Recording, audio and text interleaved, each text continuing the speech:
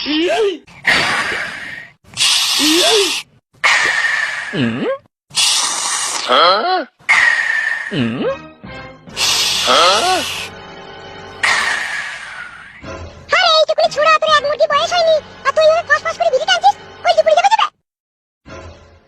আমাকে কথা বলবো না, তোমার লেগে আমার মায়ের সাথে ঝগড়া হইতে। তাই বলি তুই এভাবে বিড়ি খাবি নাকি? খাবো তো, তোমার কি তা? খাবি তো বিড়ি? হ্যাঁ, তা বিড়ি খাবো না আমি।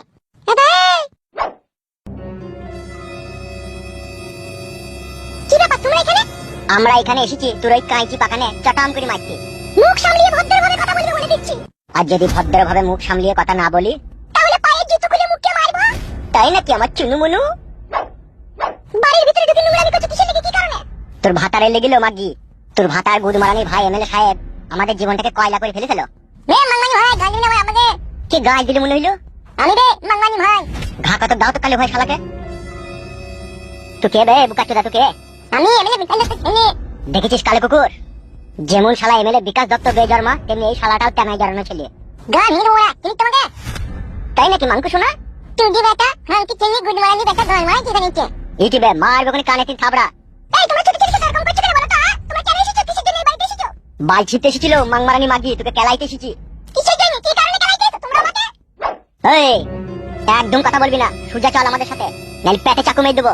আমি কি অন্যায় করলাম তাই পেটে চাকু মেরে দিবা? তুই অন্যায় করিসনি, ওই এমএলএ বিকাশ দত্ত সুইরের বাচ্চা অন্যায় করেছে। তুই সুইরের বাচ্চা বে, তুই আবার সুইরের বাচ্চা। মাংমারানি ভাইয়ের ছেলে। আমাকে মেনে নেবে মাংমারানি ভাই, তুই বইয়ের ফুটো মারবো আর তুই শাশুড়ি ছেলে হয়ে দেখবি। তাই নাকি বারো ভাতারি বেটা? কি হারামি ছেলে রে তো বেড়ে মাংমারানি ভাই ছেলে, তুই ডাক্তার মরি গেলি। মাংমারানি ভাই ছুটি ভাই ছেলে।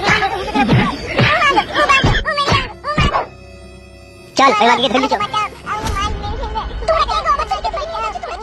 তোর বাপের বাপ এমএলএ বিকাশ দত্ত শুরু আমরা ছোট বড় ছোট